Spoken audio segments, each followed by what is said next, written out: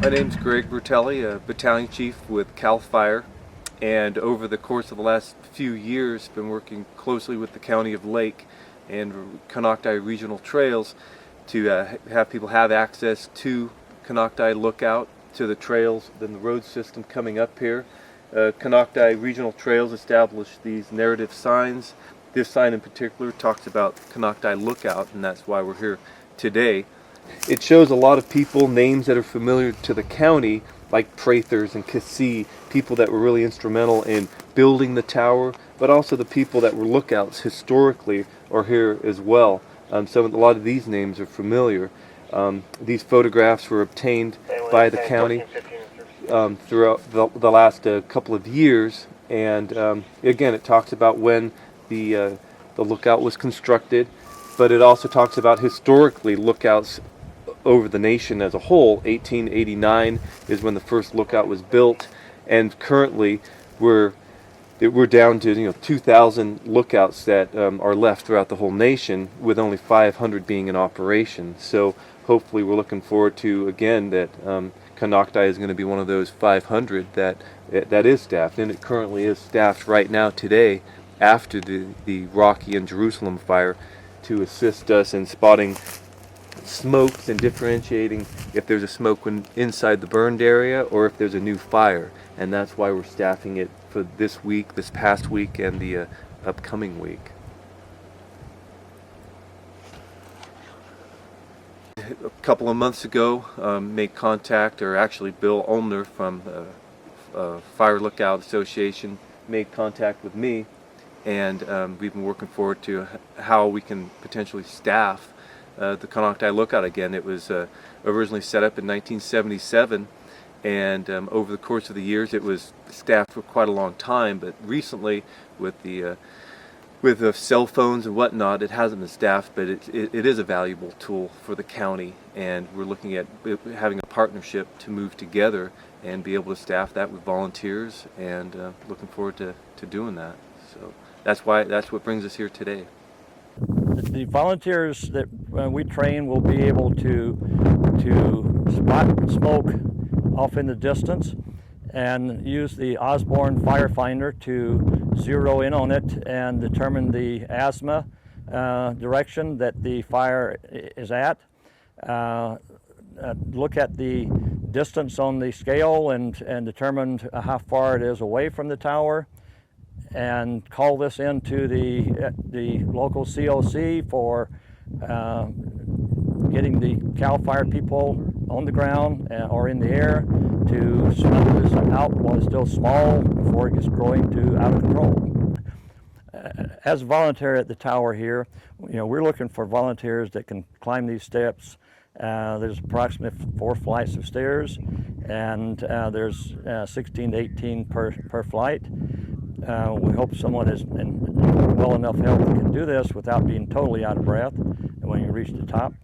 When we get in the tower, there's a lot to do there to set everything up and get everything ready, like the weather reports and so forth. So here we are, we're standing at the entrance of the lookout, and to talk about some of the reasons why it's a benefit to have a lookout is not only just for early detection, which is critical, but also for a current update, eyes in the sky, as Bill and I talk about, before resources get there, before aircraft get there. We can have somebody that's telling us what the wind's doing before fire starts. They can tell us what the smoke looks like, the color, the direction the fire is moving, but also really important is access. So there's lots of information that lookout can provide within the first 5 minutes of a detection, and that's one of the key things that we're looking at. And the more information earlier on in the incident, the better we can give us a chance to get ahead of it and be proactive.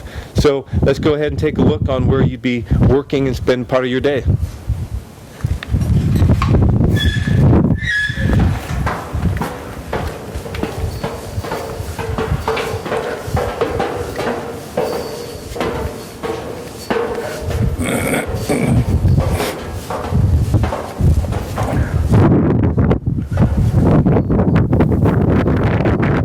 And we have some cooking tools here, and in the center we have the Osborne finder, which is the main tool of the lookout. And if you need to use the restroom, you probably want to do it before you come up to the lookout. because of the long flight of stairs. This is the Osborne fire finder that Greg mentioned, and this is used by simply grabbing this handle and turning it to wherever you see the smoke. And once you spot the smoke, you line it up with the crosshairs on the front of this finder and through the back scope here. And once you are set on that finding, you can look down here at the degrees, and that is set on 22 degrees. That tells everyone that where this fire is at from the ground. And then we have a scale over here that we can look at here from the hillsides and so forth and recognize where it's at. And if that point is here, that would be 6.5 inches, and each inch here is 2 miles. So 6.5 inches is 13 miles. And this gives Craig, or whoever's in charge of the fire, as to where it's located at and to where to put their resources at. We also give the wind speeds and directions, and that tells them how fast the fire is moving, and we also give them what size of it is, if it's just started, or if it's a larger fire, and if it's black, gray, or copper color, and that tells them what type of fire they're dealing with to know what resources to bring in. Some of the other tools that you'll also be trained on, one very simply is the binoculars. After you spot the smoke and zero in the Osborne finder, you grab the binoculars and get a closer look at it so you know that it's positively a smoke and not a dust devil or a water dog or some other type of formation going on. Once you're sure of that, then you make your report into the control center. There's other tools. In the morning we do the weather by taking basically 2 thermometers. One of them has a sock on the end of it. We wet this sock and then we swing it for like 2.5 to 3 minutes until it equalizes. And once there's no more movement in this, we take the readings of each thermometer and we go to a chart, and with that chart we can determine the dew point and the humidity. Very simple operation. We also do a wind reading. We catch this little wind gauge, and there's 2 inputs holes here, backwards, and we hold it this way facing the wind, and we move it around to find where the exact wind is coming from. If the wind's less than 10 miles an hour, it will register over here. If it's more than 10 miles an hour, you need to cover this hole at the beginning before you put it into the wind, and with your thumb over it, then you read the right side of it. Very simple process. There's a little ball that comes up. You can't see it from there, but it comes up, and it'll give you the reading of what the wind speed is. Hey Bill, don't forget about the radio. Oh, thanks. Here's the radio we use for communication. It's already preset on the channels. What we do is turn it on, and you will be trained on all the operation of the radio, how to get different frequencies. If you're asked by CAL FIRE or someone else to flip to a different channel, you can also communicate to different places, including the air tankers, if need be. So it's a very simple operation, and you will be trained to use and how to change channels and what the call signs are and how to use it.